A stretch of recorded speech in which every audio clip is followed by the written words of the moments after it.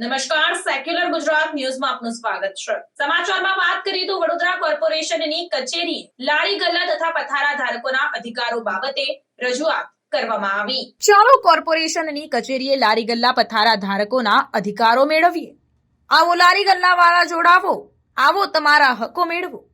લારી ગલ્લા ધારકો કમિશનર પાસે શું માંગણી કરશે તે બાબતે વિસ્તારપૂર્વક વાત કરીએ તો છેલ્લા 10-15 દિવસ દરમિયાન લારી ગલ્લા ઉપાડી ગયા છે તે દંડ વસૂલ કર્યા વગર પરત આપવી, લારી ગલ્લાવાળાની લારી ગલ્લા તથા ચીજ વસ્તુઓને થયેલ નુકસાનનું વળતર આપવું, વડોદરા શહેરના દરેક લારી ગલ્લા ધારકને લાયસન્સ આપવું, દરેક લારી ગલ્લાવાળા વિરુદ્ધ બિનજરૂરી અને કાયદાની પ્રક્રિયા કર્યા સિવાય કોઈ પણ કાર્યવાહી કરવી નહીં, સ્ટ્રીટ વેન્ડર એક્ટ 2014 તથા શેરી ફેરિયા નિયમોનું અમલવારી કરાવવાની માંગણી, તે સિવાય લારી ગલ્લા ધારકોના લાભ તથા તેમને કોઈ સમસ્યા ન આવે તેવી બધી જ કાર્યવાહી કરવામાં આવશે તેમ જણાવવામાં આવ્યું હતું।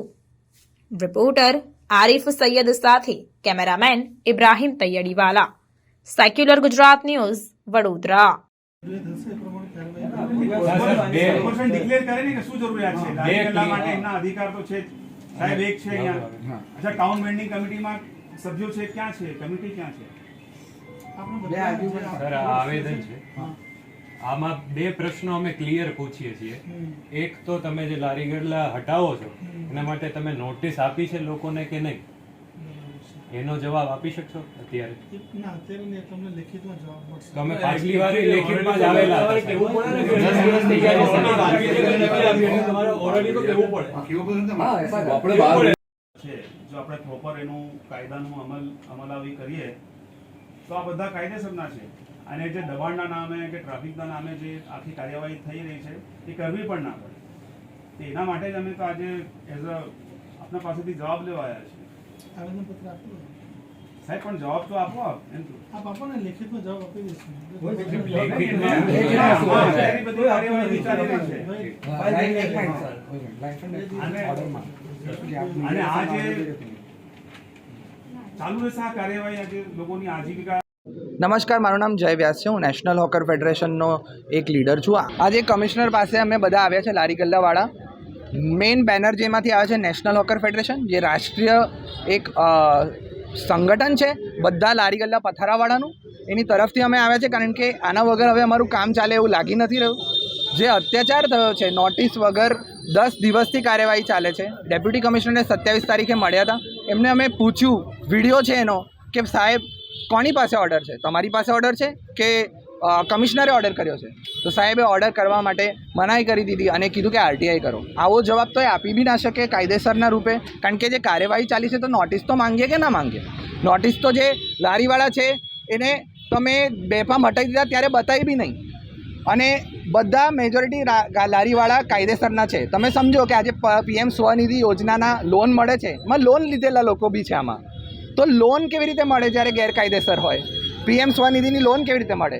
કાયદો એકચ્યુઅલી છે સ્ટ્રીટ વેન્ડર એક્ટ 2014, 10 વર્ષથી કાયદો છે જેનો અમલ નથી કરી રહ્યા નગરપાલિકા અને કોર્પોરેશન બરાબર। એ ખાલી એટલો ભાગ અમલ કરે છે જેમાં એને પૈસા વસૂલવાના છે, જેમ કે વહીવટી ચાર્જ, પણ એ બેજો જે અમલ કરવાનો છે, જે બધી સુવિધા આપવાની છે, વ્યવસ્થા બનાવવાની છે, એ નથી કરતા। તો પછી જે પણ અસ્તવ્યસ્ત વ્યવસ્થા તમે જોઈ રહ્યા છો એ વડોદરા મ્યુનિસિપલ કોર્પોરેશનના નકામીના લીધે અને કામગીરી નહીં કરવાના લીધે 10 વર્ષથી ચાલે છે।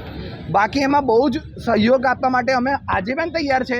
તમે સહયોગ આપણે લારી ગલ્લા પથારાને એકદમ ફિક્સ કરીને, જગ્યાઓ ફિક્સ કરીને નિશ્ચિત કરી દઈએ એવું છેલ્લા 4 વર્ષથી તો હું બી આવીને કહું છું લિખિતમાં, તો પણ નથી થઈ રહ્યું।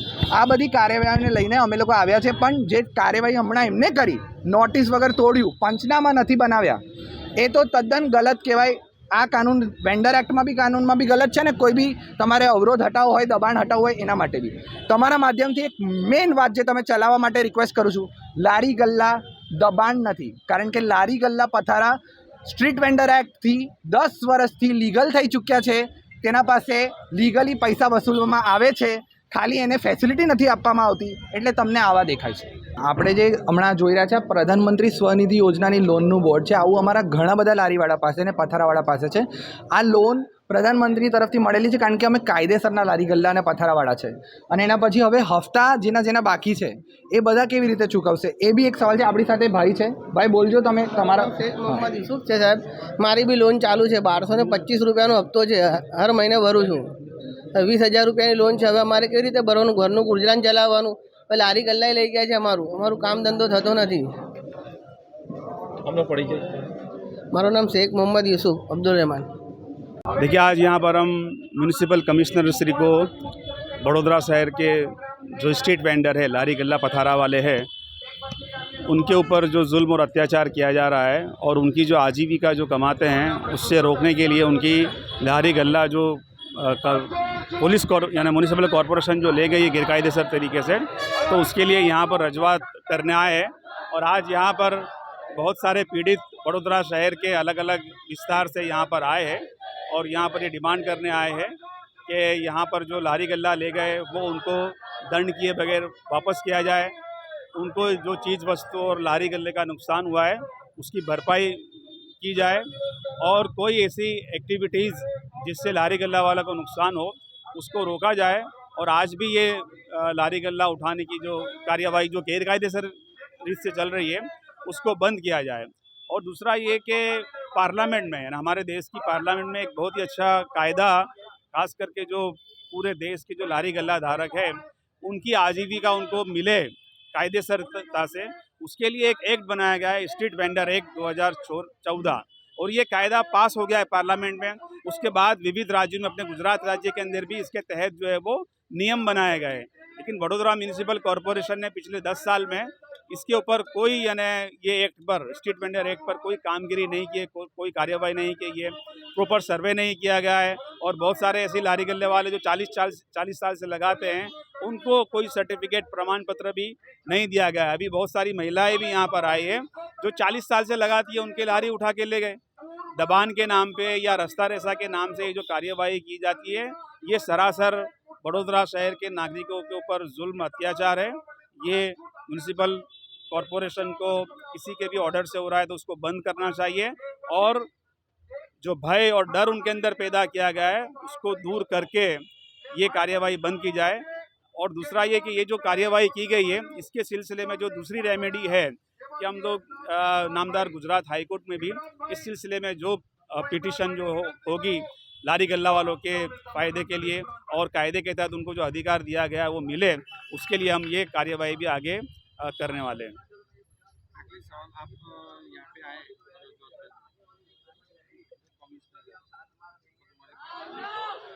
बिल्कुल, जो म्यूनिसिपल कमिश्नर श्री हो या जो भी टॉप अथॉरिटी, हायर अथॉरिटी होती है, उनका काम ही है कि भाई जनता, नागरिक की जो समस्या है उनको सुनना और उसका सॉल्यूशन लाना. ये हमारी आवाज़ सुनेंगे, नहीं सुनेंगे तो हम दोबारा आएंगे. और ये हम चाहते हैं कि भाई जो पहले ये जो मामला शुरू किया था वो एक हत्या के बाद में, हत्या के नाम को लेकर शुरू किया था, लेकिन धीरे धीरे हमको ये पता चला कि जितने भी लारी गल्ला वाले हैं बड़ोदरा शहर के, सबको ये समस्या है. वो समझते हैं कि हम ये गैर कायदेसर है, लेकिन खुद पार्लियामेंट ने उनको जो है छप्पा लगा के दिया, एंडोर्समेंट करके दिया है कि वो कायदेसर है. जहाँ पर वो लारी लगाते, किसी भी विस्तार में लगाते हो, वो कायदेसर है. कॉरपोरेशन उसके सिलसिले में कुछ रूल्स रेगुलेशन बना सकती है, वो बनाती नहीं है और ये सीधा उठा के ले जाते हैं. तो पूरी फैमिली, पूरा कुटुंब जो है वो डिस्टर्ब हो जाता है. इकोनॉमिकल पूरा उनका जो लोन का है, जो हफ्ते भरना होते हैं, ये सारी चीज़ें जो है डिस्टर्ब हो जाती है. यही बात को लेकर हम म्यूनिसिपल कमिश्नर से को आज रजूआत करेंगे और अगर उस पर कार्यवाही नहीं करेंगे तो जो कुछ भी दूसरे जो बंधारणीय जो अधिकार दिए गए उसके तहत में हम जो है वो हमारी रजूआत करते रहेंगे. नामदार कोर्ट का भी जो है हम मदद लेंगे और ये कार्यवाही को हम पूरा, हमें यकीन है कि अभी तक जो इलीगल तरीके से करते हैं वो बंद करना पड़ेगी. असल में ये जो इलेक्शन आ रहा है ये असल में तो उसी की एक कड़ी दिखती है कि भाई जो विश्वामित्री और दूसरे जो मामले में जो निष्फलता है सत्ता पार्टी की, वो छुपाने के लिए अभी जो एक बड़ा हथियार उनको मिल गया है कि लारी गल्ला दबान हटाने के नाम पे ये सारी कार्यवाही गलत तरीके से गरीबों पर और जो यानी निर्दल है, जो बिल्कुल कमज़ोर है, ऐसे लोगों पर ये अत्याचार कर रहे हैं. Advocate SM Indori. હવે અહીંયા ઉપસ્થિત વડોદરા શહેરના અગ્રણી જેમને આજે નહીં આજથી ઘણા વર્ષો પહેલાથી અહીંયા રામપુરાના ભાઈઓ હાજર છે. તેઓને યાદ હશે એક સમય ત્યાં ઝૂંપડાઓ હતી. એ ઝૂંપડાઓને લઈને લડત કરનાર જે નાગરિકો હતા. સમાચારોની અવનવી અપડેટ્સ માટે જોતા રહો સેક્યુલર ગુજરાત ન્યૂઝ. સાથે સેક્યુલર ગુજરાત ન્યૂઝ ચેનલને લાઇક, શેર અને સબસ્ક્રાઇબ કરો અને બેલ આઇકોન દબાવીને સમાચારોની ઝડપી માહિતી મેળવો.